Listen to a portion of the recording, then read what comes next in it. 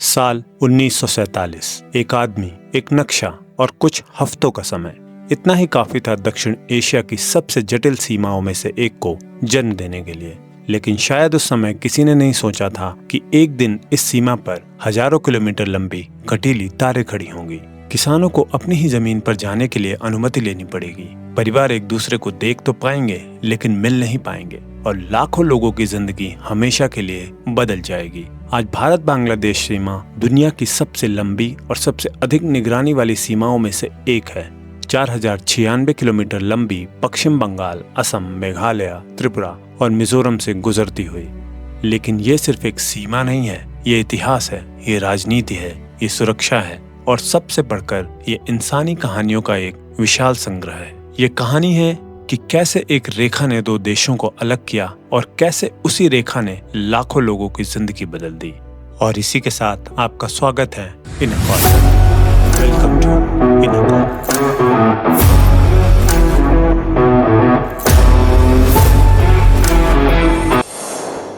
Before we proceed, I need you a few seconds. I built an AI travel agent. Unlike ChatGPT or Gemini, this one actually works for travelers. It creates your full trip plan with device itinerary, break down your budget, compares flight prices, and lets you download, share, get your plan on email as PDF. You can add your friends, create a squad, vote on destination, and chat about the trip together. And when you are done, split the cost automatically. You can also plan your everyday on ddtro.com. And on Driftboard, connect with fellow travelers, find travel partners, and share your experiences. Travel calendar, trip analytics and a lot more. Go give it a try. driftitro.com। 1947 British साम्राज्य भारत छोड़ रहा था, लेकिन जाते जाते उसे एक सवाल का जवाब देना था। भारत और पाकिस्तान की सीमा कहाँ होगी? इस काम के लिए चुना गया सर सिरिल रेडक्लिफ को। दिलचस्प बात यह है कि रेडक्लिफ इससे पहले भारत कभी आए नहीं थे। उन्हें न यहाँ की संस्कृति का अनुभव था, न यहाँ की सामाजिक जटिलताओं का, न स्थानीय भूगोल की गहरी समझ। फिर भी उन्हें करोड़ों लोगों की नियति तय करनी थी और उनके पास समय था सिर्फ 5 सप्ताह। उन्होंने नक्शे पर रेखा खींची, लेकिन वो सिर्फ रेखा नहीं थी, वो इतिहास का सबसे बड़ा मानवीय विस्थापन बनने वाली थी। लगभग 1.4 करोड़ लोग विस्थापित हुए, लाखों लोग शरणार्थी बने, हजारों गांव टूट गए, अनगिनत परिवार बिछड़ गए। बंगाल विशेष रूप से प्रभावित हुआ क्योंकि यहाँ सांस्कृतिक और आर्थिक संबंध सदियों पुराने थे। लोगों ने कभी कल्पना भी नहीं की थी कि एक दिन उनके गांव 2 देशों में बंट जाएंगे, लेकिन इससे भी विचित्र चीज अभी सामने आने वाली थी। अगर आप सोचते हैं कि सीमाएं सीधी होती हैं, तो भारत बांग्लादेश की सीमा आपको चौंका देगी। वर्षों तक यहाँ एक ऐसी स्थिति थी जिसे दुनिया के भूगोलविद भी अविश्वसनीय मानते थे। 102 भारतीय इंक्लेव बांग्लादेश के भीतर, 71 बांग्लादेशी इंक्लेव भारत के भीतर और इनमें से कुछ के भीतर कुछ फिर दूसरे इंक्लेव। ऐसा मानो देश के भीतर देश थे। इन इंक्लेवों में रहने वाले लोगों की जिंदगी किसी भी दोहरे सपने से कम नहीं थी। न पुलिस, न अस्पताल, न सरकारी योजनाएं, न सड़कें, न बिजली। कई बच्चों ने कभी स्कूल नहीं देखा।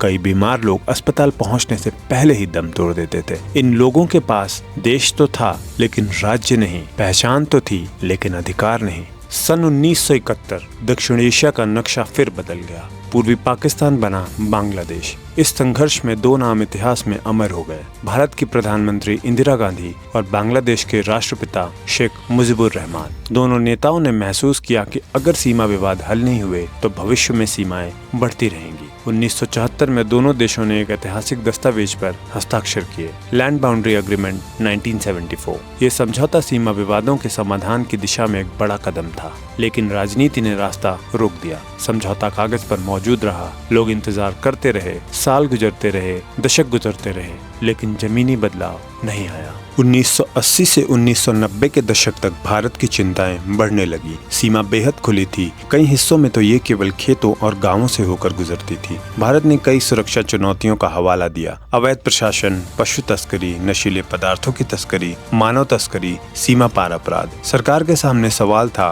इतनी लंबी सीमा की निगरानी कैसे की जाए? उत्तर था फेंसिंग। धीरे धीरे हजारों किलोमीटर लंबी कटीली तारें खड़ी की गई, फ्लड लाइट्स लगाई गईं, वॉच टावर बनाए गए, बीएसएफ की गश्त बढ़ाई गई। भारत के लिए सुरक्षा थी, लेकिन सीमा पर रहने वाले लोगों के लिए एक अलग कहानी थी। कल्पना कीजिए आपके पास 5 एकड़ जमीन है, लेकिन बाढ़ बनने के बाद आपकी जमीन बाढ़ के दूसरी तरफ चली गई। ऐसा हजारों किसानों के साथ हुआ। हर सुबह उन्हें सीमा गेट तक जाना पड़ता था, पहचान पत्र दिखाना पड़ता था, नाम दर्ज कराना पड़ता था, फिर खेत तक पहुंचना पड़ता था और शाम के समय वापस लौटना पड़ता था। अगर गेट बंद हो गया तो आपकी फसल वहीं रह जाएगी। लेकिन समस्या केवल खेती तक सीमित नहीं थी। परिवार भी टूटे, शादियां प्रभावित हुई, रिश्ते कमजोर हुए, सांस्कृतिक संबंध टूटने लगे। जहां लोग सीमा के दोनों ओर रहते थे, पहले वे एक दूसरे के त्योहारों में शामिल होते रहते थे, अब उनके बीच कटीली तार थी। कुछ लोग अपने रिश्तेदारों को देख सकते थे लेकिन मिल नहीं सकते थे। यहीं से ये कहानी सिर्फ सुरक्षा की नहीं रह जाती, ये इंसानी भावनाओं की कहानी बन जाती है। सीमा विवादों के बीच एक नाम विशेष रूप से महत्वपूर्ण बन गया, 3 बीघा कॉरिडोर। ये एक छोटा सा भूमि मार्ग था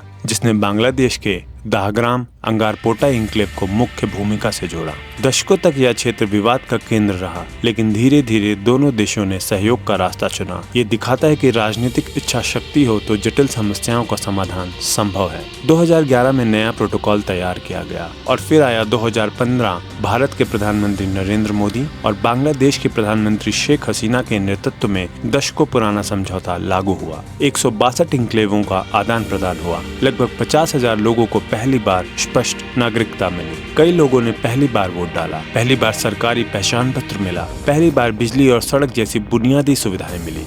हाल के सालों में ये बात कई बार सामने आई कि गृह मंत्री अमित शाह ने भारत बांग्लादेश सीमा पर फेंसिंग के लिए भूमि उपलब्ध कराने को लेकर पश्चिम बंगाल की मुख्यमंत्री ममता बनर्जी को कई पत्र लिखे थे। अब राज्य में भाजपा की सरकार आने के बाद इस काम को तेजी से आगे बढ़ाने की बात हो रही है और कुछ जगहों पर काम शुरू होता हुआ भी दिखाई दे रहा है। इससे पहले कि कोई ये समझे कि हम फेंसिंग के खिलाफ हैं, हम ये साफ कर देना चाहते हैं कि हम सीमा पर फेंसिंग के पूरी तरह समर्थक हैं। पूर्वोत्तर के कई राज्यों के लिए अवैध घुसपैठ, बदलती जनसांख्यिकी लंबे समय से एक बड़ा सुरक्षा और सामाजिक मुद्दा रहा है। हम बस इतना कहना चाहते हैं कि इस काम में शायद बहुत देर हो गई। काश ये प्रक्रिया पहले शुरू हो गई होती, चाहे बांग्लादेश बनने के समय या उसके कुछ साल बाद, या फिर जब मुद्दा पहली बार गंभीरता से सामने आया था। शायद तब कई समस्याओं को पहले ही रोका जा सकता था। खैर, जो होना था वो हो चुका, लेकिन ये भी सच है कि सीमा के पास रहने वाले गांवों और लोगों को इसकी कीमत चुकानी पड़ती है, चाहे वो बंगाल हो, पंजाब हो या पूर्वोत्तर भारत के सीमावर्ती इलाके। अब उम्मीद यही है कि फेंसिंग का काम पूरा होने के बाद हमारी तरफ के गाँव, कस्बे और सीमावर्ती समुदाय शांति और सुरक्षा के साथ अपना जीवन जी सके। Thank you.